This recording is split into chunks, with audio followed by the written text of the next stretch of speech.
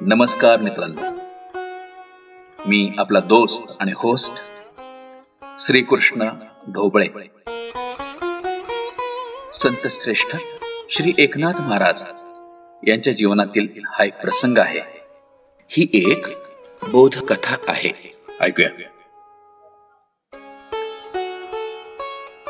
एक ब्राह्मण संत एकनाथ महाराज यांचे घर शोधत शोधत फार लांबून आले होते.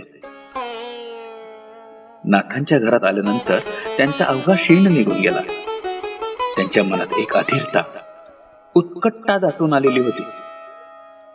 घरात गेल्यानंतर नाथ दिसताच त्या ब्राह्मणाने त्यांचे पाय धरले. हात जोडून तो नाथांना म्हणाला, नाथ बाबा, मला भगवंताचं दर्शन म्हणजे श्रीकृष्णाचं दर्शन घडवा.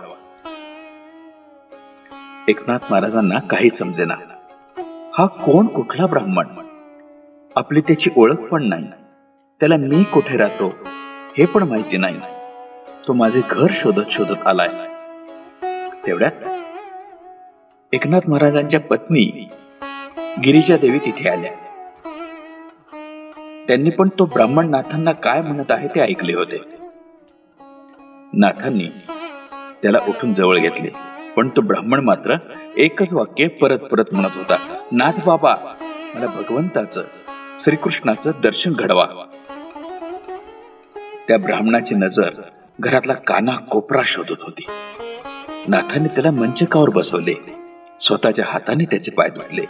तोपर्यंत गिरिजा देवींनी गुळपाणी आणले. ते पाहून ब्राह्मणाचे मन भरून आले. तो पटकन खाली बसून नाथांचे पाय धरून त्यांना म्हणाला, नाथ बाबा, मला 15 दिवसापूर्वी दृष्टांत झाला. भगवान श्रीकृष्ण माझ्या स्वप्नात आले आणि मला म्हणाले की मी एकनाथ महाराज यांच्या घरी गेली 12 वर्षे झाली श्रीखंडाच्या रूपात राहत आहे. आता माझी तिथून जायची वेळ झाली आहे.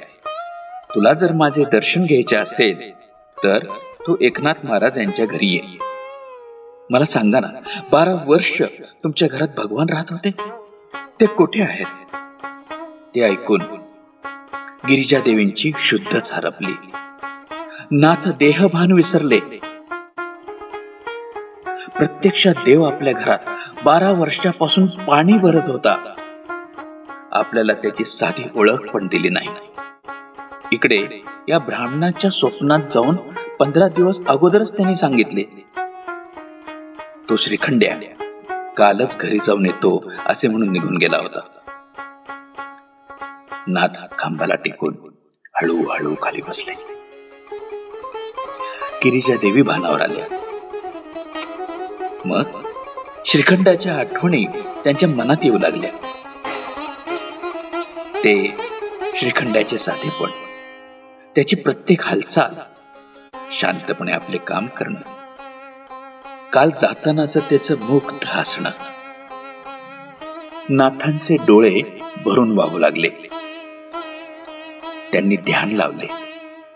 त्यांना समजले की खरोखर प्रत्यक्ष भगवान श्रीकृष्ण, द्वारकेचा राजा, आपल्या घरात पाणक्या बनून गेली 12 वर्ष राहत होता. इकडे गिरिजा देवींची अवस्था पण फार काय वेगळी नव्हती. दोघांनी एकमेकांकडे पाहिले. गिरिजा देवी मनात म्हणत होत्या, चोर, माखन चोर, चित्त चोर. 12 वर्ष आमच्या सानिध्यात राहिलास, पण कळू पण दिलं नाहीस.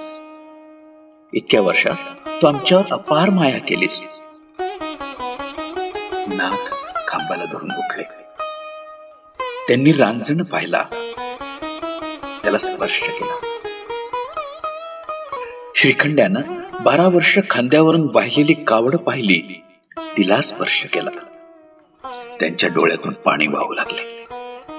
श्रीखंड्या जिथे जेवायला बसायचा, जिथे विश्रांती घ्यायचा, नाथ श्रीखंड्याचा स्पर्श जिथे जिथे झाला होता तिथे तिथे स्पर्श करू लागले. गिरिजा देवींनी तर डोळ्यातील अश्रूंनी श्रीखंड्या जिथे जिथे बसत असे तिथली जमीन अक्षरशः भिजवून काढली. कंठ दाटून आला होता. त्यांनी आकाशाकडे बघितलं आणि म्हणाले, हे भगवंता, सगळीकडे तूच आहेस, डोळ्यामध्ये तूच आहेस, देहामध्ये तूच आहेस, अंतर्बाह्य तूच आहेस. आमच्या घरात श्रीखंडाच्या रूपानं तू राहत होतास. आम्ही तुला एक गरीब, साधा पाणक्या समजलो. आम्हाला क्षमा कर देवा. श्रीकृष्णा, पण जर खरोखर तू श्रीखंडाच्या रूपात आमच्याकडे गेली 12 वर्ष राहत होतास हे खरे असेल, तर प्रसाद रूपाने काहीतरी श्रीखंड्याची खूण दे. असं म्हणताच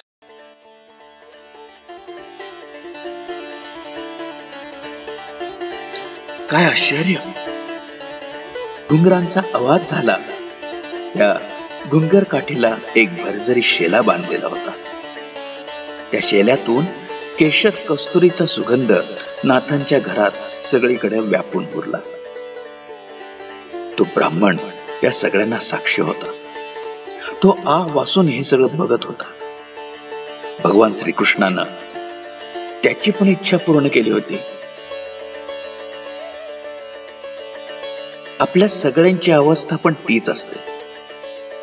देव कोणत्या तरी रूपात आपल्या आसपास नेहमी असतो, आपली सेवा करत असतो, आपल्याला मदत करत असतो आणि आपल्याला हे माहीतही नसतं. कळतं तेव्हाच जेव्हा ती व्यक्ती निघून जाते. जय राधे कृष्ण. धन्यवाद.